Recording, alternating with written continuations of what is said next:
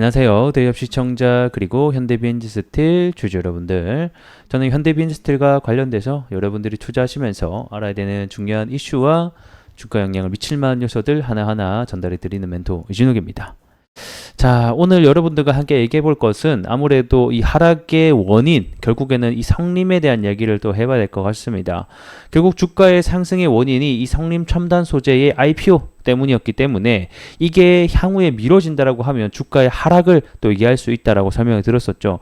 원래는 6월 달에 좀 성림이 상장하지 않을까 심사 청구가 계획되어 있었지만 아무런 지금 현재 소식이 없습니다. 정말 답답한 현실이라고 볼 수 있을 것 같은데 이와 관련돼서 오늘 또 전반적으로 얘기를 해보도록 하겠고 향후 전략에 대해서도 간단하게 좀 살펴보는 시간들 가져보도록 하겠습니다. 자, 우리 현대비엔지스틸 처음 보시는 분들도 계실 것 같아서 간단하게 설명을 드리면 원래 이 회사는 이 스테인리스 강판 회사죠. 그래서 원래 이 본래 비즈니스 철강 쪽에 엮여 있는 회사이긴 하지만 현재 주가의 변동성을 키우는 것은 본래 비즈니스가 아니라 바로 이 성림 첨단 소재라는 이 회사를 좀 주목할 필요가 있습니다. 간단하게 설명을 좀 드리자면 이 현대비엔지스틸이 이 성림 첨단 산업의 회사의 최대 주주에 좀 기록을 하고 있고 지분을 들고 있기 때문에 이 아래 단에 있는 성림 첨단 소재가 향후에 IPO를 통해서 상장을 한다라고 하면 그 지분의 가치가 수혜가 될 것으로 시장이 판단되고 있기 때문에 많은 우리 현대비엔지스틸 주주분들이 현재 좀 기다리고 있는 재료다라고 생각을 해주시면 될 것 같고, 이 성림 첨단 같은 경우에는 이 전기차에 들어가는 히토류라고 하죠. 이 연구 자석을 국내에서 유일하게 생산을 해내는 업체이기도 합니다. 그래서 보통 히토류 중국 수출 금지라던가 최근에 있었던 미중 무역 전쟁과 관련된 이슈가 발발할 때마다 또 이와 관련주로 우리 현대비엔지스틸이 엮이면서 주가의 변동성을 키워내기도 했었던 종목 중에 하나죠.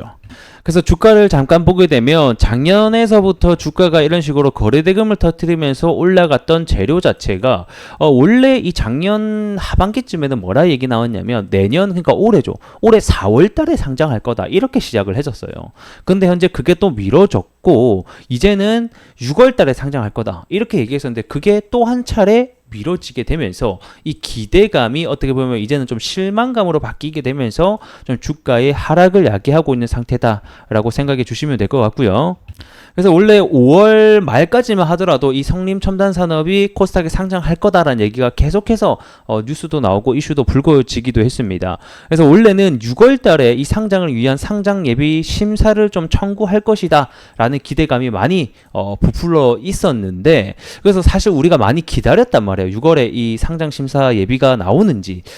근데 사실상 6월이 지금 현재 끝났고 7월 달도 끝나는 상태인데도 전혀 아무런 소식이 나오지 않으면 굉장히 좀 답답한 좀 시점을 보내고 있다라고 생각해 주시면 될 것 같고, 아무래도 얘네들이 상장을 계속해서 미룬 이유가 이 상장하는 회사의 입장에서 보면 지금 성림 같은 경우는 사실 적자 회사입니다. 그렇기 때문에 그러면 결국에는 상장할 때 자신들의 몸값을 불려서 상장을 해야 되는데 적자다 보니까 흔히 우리가 상장을 할 때 매출로만 가지고 상장하게 되면 뻥튀기다, 이런 얘기도 굉장히 많잖아요. 그러니까 그러한 부분을 벗어내고자 어떻게든 자금을 많이 땡겨오기 위해서 흑자가 만들어지는 시점에 얘네들은 상장을 할 것이다 라는 어느 정도 일가견의 추측도 있기는 했었습니다. 그래서 이번 6월에 상장을 하지 않는다라고 하면 올해 그리고 2분기 실적이 어떻게 나오는지를 보고 또 상장 결정을 할 것 같다라는 또 생각이 있었는데 그게 어느 정도 현실로 좀 다가오고 있는 시점이 아닐까, 이런 생각이 드네요. 그래서 일단 보게 되면 증권업계 관계자는 지난해 영업 손실을 기록을 했기 때문에 이게 이제 성림을 얘기하는 겁니다. 이 시가총액과 매출만으로 반영하는 이러한 관련된 트랙을 선택해서 상장할 것으로 현재는 예상이 된다라고 얘기를 하고 있는 거죠. 그래서 원래는 6월 상장 예비 심사 청구가 들어갔으면 올해 한 10월달, 11월달 상장을 하는 거였거든요. 근데 요게 또 미뤄졌기 때문에 제가 봤을 때는 올해 한 해는 상장하기가 조금 이제 힘들어졌다라고 보고 있고요.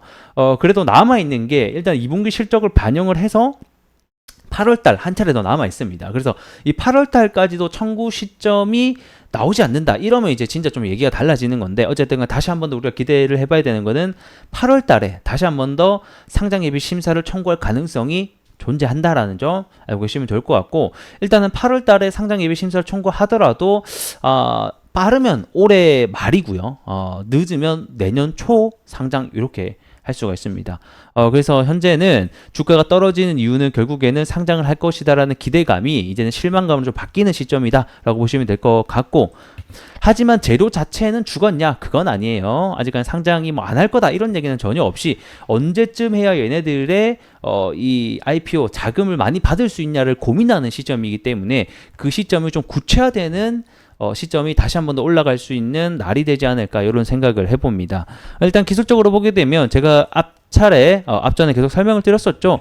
요때 가격대에도 설명을 드렸었는데 이 기준봉이 세워지는 저점이 이탈해서는 안 된다. 그러면 뭔가 악재가 있는 거다라고 또 설명을 드렸었는데 역시 주가는 미리 알고 있습니다. 5월 말에 이미 한 차례 6월이 되기 전부터 쏟아지기 시작을 했고 현재 7월 달이 다가오고 있는 만큼 상장에 대한 결과는 나오지 않고 심사조차 들어가지 않는 것으로 현재는 조금 보여지지 않나 이런 생각이 듭니다.